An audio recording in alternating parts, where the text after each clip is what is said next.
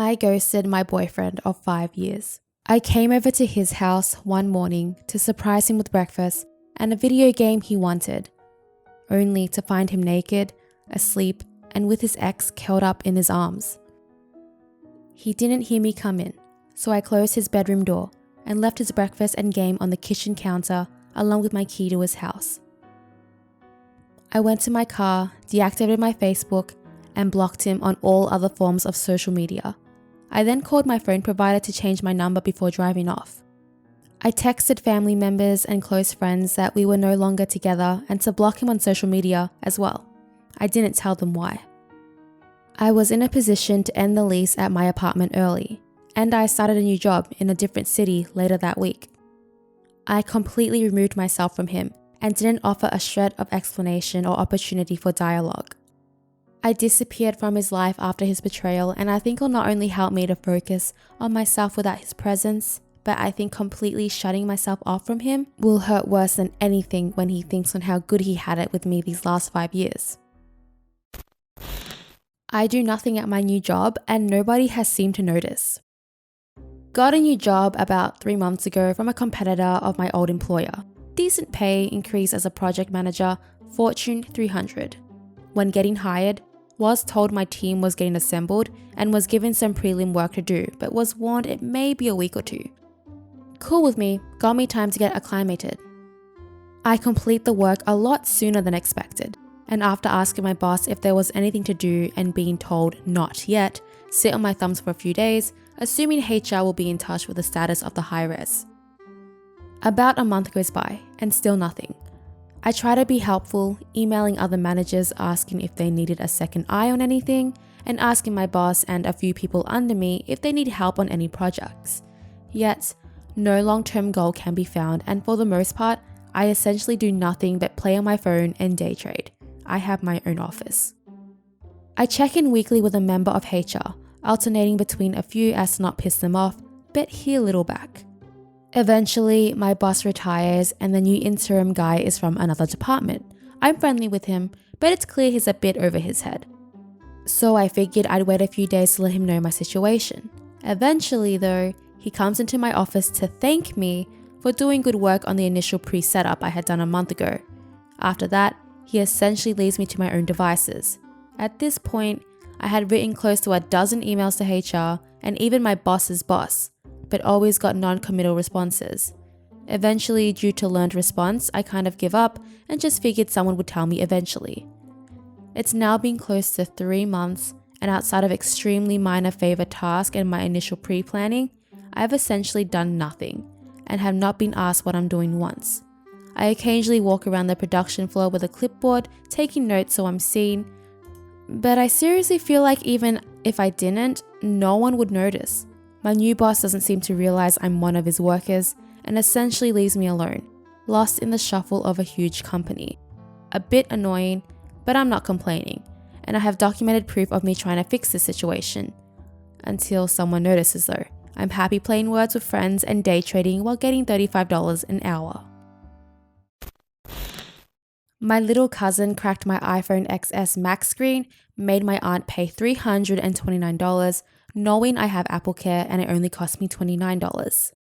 My little cousins are the biggest shits in the world, and my aunt pretty much let them do whatever they want without consequence. They were roughhousing and knocked my phone off the counter, shattering the screen. My closest Apple store is about 2 hours away, and it's a huge inconvenience for me to drive there, not to mention the extra gas. So instead of explaining this to her, she's the kind of person who doesn't care about things that don't affect her directly. I told her it was $329 to fix, which is true if I didn't have Apple Care. She wrote me a check for $329 and I only had to pay $29, and I pocketed the extra $300. I consider that my non-disclosed inconvenience fee.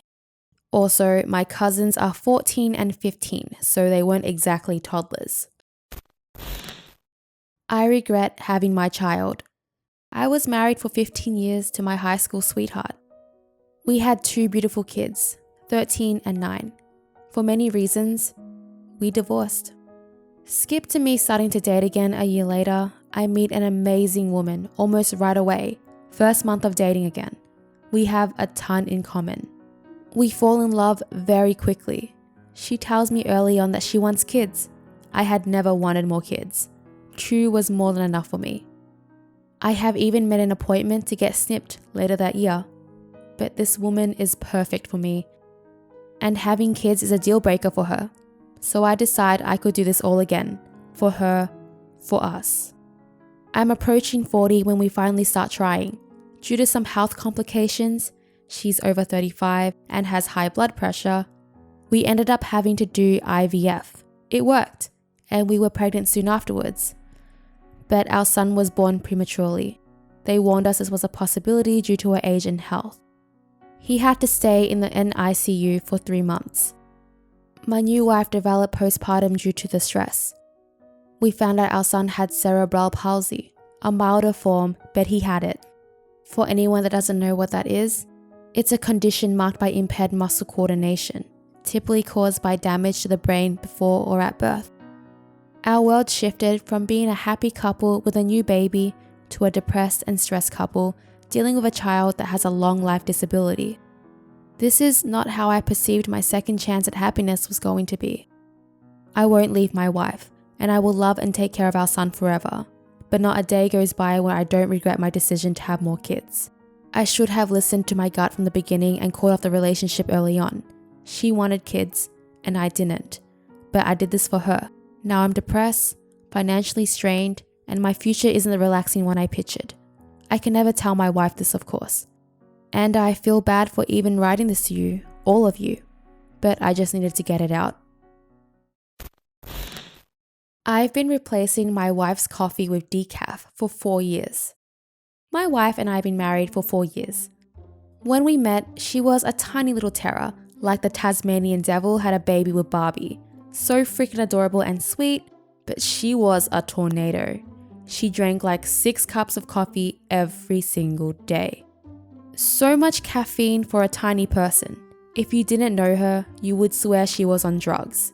I loved her so much that I knew I could put up with it if I had to.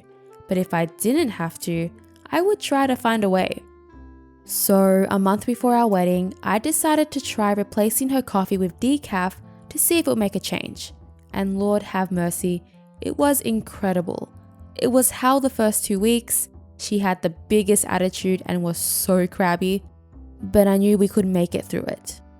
Afterwards, it was the best. She was still sweet and spunky and adorable, but she wasn't leaving a trail of destruction behind her anymore. I was amazed. So I decided that from that moment on, I would no longer supply her with regular coffee. I would make every Starbucks run. I would buy regular and decaf ground coffee so I could replace the regular coffee in the package with decaf coffee. The only time she has regular coffee is when she orders it herself, which is like maybe once a week. But it makes her really jittery and she doesn't understand why. It's been this way for 4 years, she has no idea, and I'm hoping to keep it that way. We are talking about having kids in the next year or so I'm hoping that I can convince her to go full decaf on her own at that time, and then I won't have to keep this up anymore. I cheated to get my bachelor's and my master's degree. Yeah, I cheated. I didn't write any of my papers. I didn't do any of the work myself. I stole a lot of work, took only classes anyone I knew did, and used all their work for it with the minor changes. I made it through 6 years and got 2 degrees. I got a scholarship out of high school by cheating. I cheated during the SAT, I cheated most of my life, and I feel a little bad, but not really. Thanks to a couple real ones for holding it down for me. Wouldn't have made it this far without you. I've stolen hundreds of dollars worth of water just by saying 5 words. My college has a food court in one of the main buildings.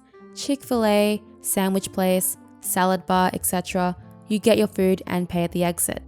Every single time I've eaten lunch there since I was a freshman, I grab a bottle of water with my meal, walk up to pay, and say, I bought the water in. The employees aren't paid enough to care, and I pay enough in tuition to not feel bad about it.